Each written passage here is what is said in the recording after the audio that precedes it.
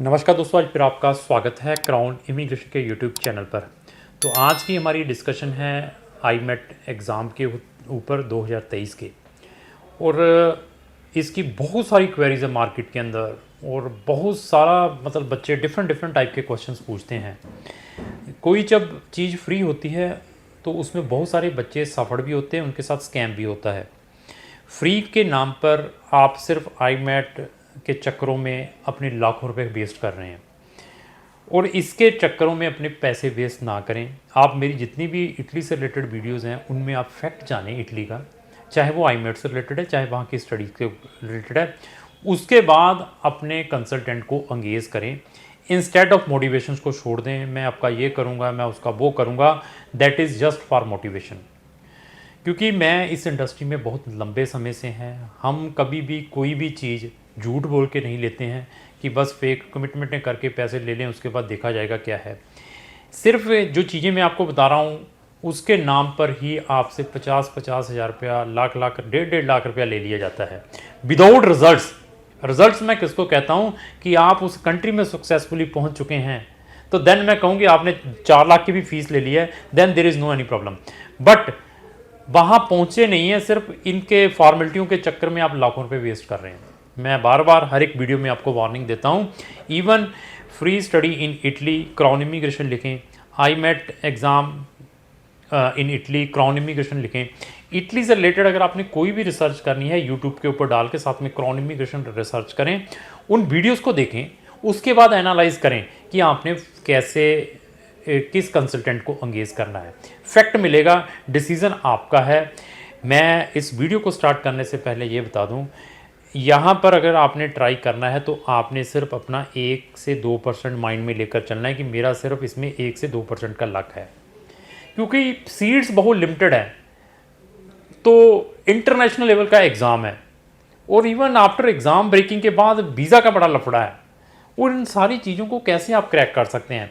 अगर आपने ये आईमेट के चक्करों में पढ़ना भी है, मैं उनको स्ट्रॉन्गली रिकमेंड करता हूँ। उनसे तो मेरी हाथ जोड़ के रिक्वेस्ट है जो इनसाइड यूरोप में पहुँच जाते हैं किसी भी वे से, आइदर वो स्टूडेंट वीज़ा पर पहुँचे हैं, चाहे किसी भी स्ट्रीम में गए हैं स्टूडेंट वीज़ा के ऊपर, चाहे वो मेडिकल के लिए भी फॉरेन कंट्रीज़ में गए हैं, एमबीबीएस किसी भी कंट्री में कर रहे हैं यूरोपियन में, तो वहाँ से आईमेट का एग्ज़ाम वो हर साल दें।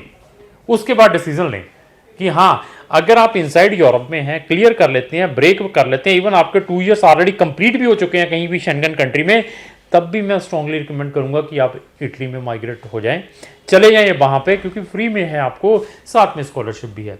सिर्फ स्कॉलरशिपों के नाम पे, फ्री के नाम पे ही आप ठगे जाते हैं। उसमें सबसे ज़्यादा फॉल्ट आपका है, क्योंकि हम थक जाते हैं बताते बताते और हमें फिर फ़ोन आता है, सर आपने तो सही बताया था, मेरे साथ अभी चीटिंग हो गई है, जहाँ सर मुझे पता नहीं था कि लास्ट ईयर मेरे साथ ऐसा हुआ है, तो इस साल मैं आपके साथ प्रोसीड करना चाहता हूँ। ठीक है, वो आपने खुद बचना है। तो ये वीडियो अगर आपका कोई फ्रेंड रिलेटिव भी इटली में जाना चाहता है, स्पेशली मेडिकल के लिए, एमबीबीएस के लिए, उसको भी शेयर जरूर करें ताकि उसको पता चले कि फैक्ट क्या है इटली का। इस वीडियो में हर एक स्टेप के बारे में बताऊंगा, तो डिसीजन आपका रहेगा कि आपने किसको एंगेज करना है। मैं इस वीडियो को स्टार्ट करने से पहले मैं फिर बता दूं, अगर आपने ये सारा प्रोसेस हमारे पास भी प्रोसेस करना है, पैसे का इन्वॉल्वमेंट बता देता हूँ।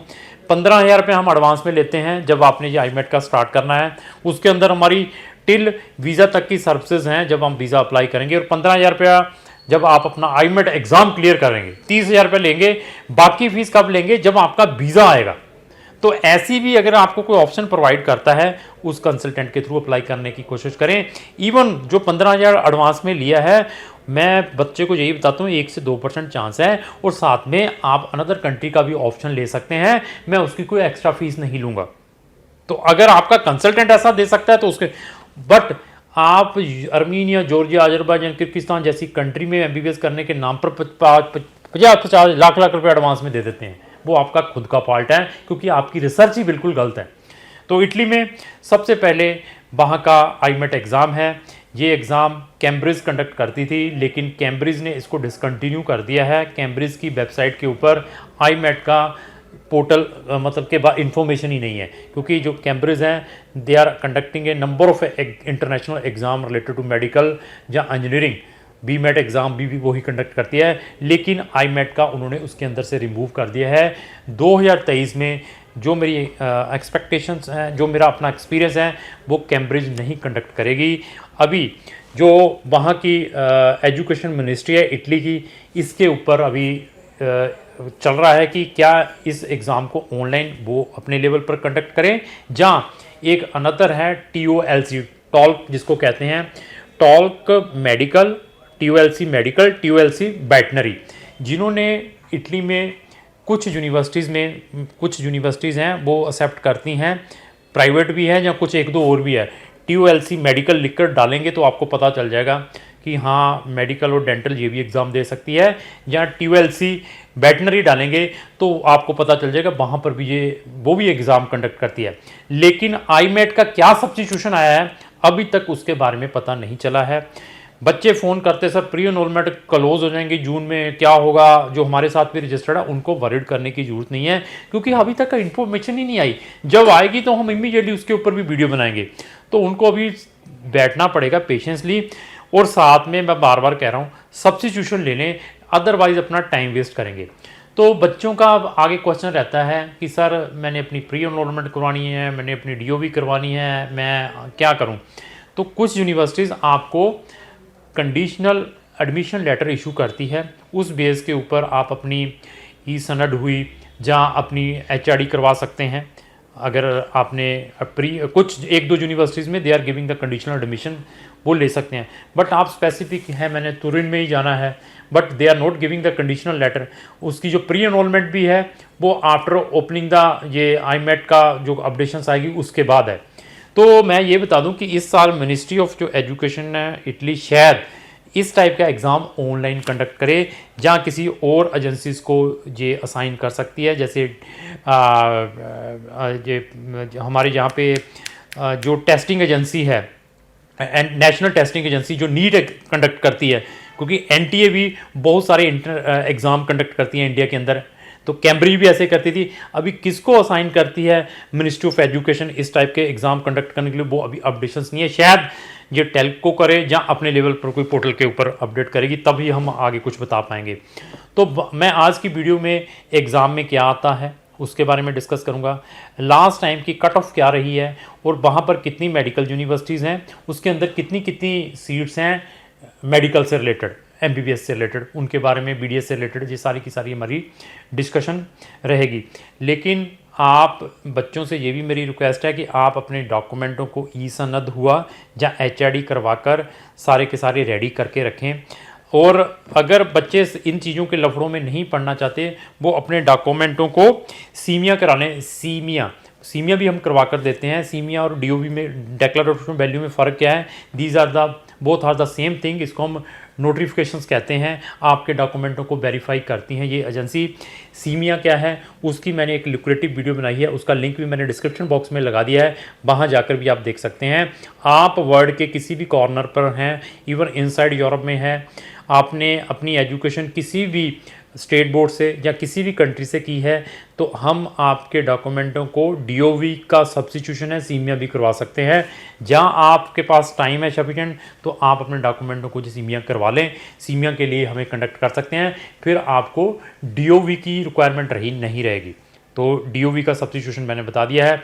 प्री एनरोलमेंट के लिए घबराने की ज़रूरत नहीं है, जब डेट्स आएंगी उसी टाइम हम प्री एनरोलमेंट भी करवा कर देंगे, अगेन डिपेंड है। अभी आते हैं सर इसमें कितने क्वेश्चंस आते हैं, और एक करेक्ट जो क्वेश्चन का उसके कितने मार्क्स हैं, इसमें क्या नेगेटिव मार्किंग है इसके अंदर, और इसका कितना टाइम ड्यूरेशन रहता है। इसके अंदर टोटल 60 क्वेश्चन आते हैं। एक करेक्ट जो आंसर है उसका नंबर है वो 1.5 है, 1.5 नंबर मिलता है करेक्ट आंसर का। नेगेटिव मार्किंग भी है, एक इनकरेक्ट अगर आंसर देते हैं तो उसका 0.4 उसके नेगेटिव मार्किंग मिलते हैं। तो इसके अंदर 5 ऑप्शंस हैं, 5 इसके एट्रीब्यूट्स हैं। सबसे पहले जनरल नॉलेज के 10 क्वेश्चन है, सारे MCQ ही हैं, 10 क्वेश्चन हैं उसके आंसर देने हैं। उसके बाद रीजनिंग के हैं, उसके 10 हैं, 15 बायोलॉजी के हैं, 15 केमिस्ट्री के हैं। तो 10 जो क्वेश्चन है वो रिलेटेड टू आपके फिजिक्स और mathematics, these are the things हैं। तो नेगेटिव का भी बता दिया, सारा कुछ बता दिया, ऐसे है। और इसका जो ड्यूरेशन है total I think so 100 minute है, आई थिंक सो 100 मिनट के अंदर आपने ये क्लियर करना होता है। तो लास्ट टाइम की कट ऑफ इसमें से 52 नंबर जिसने लिए हैं, 90 नंबरों में से जिसके 52 नंबर आए हैं, उसका कट ऑफ कुछ यूनिवर्सिटीज़ में आया था, उनको एडमिशन मिला है।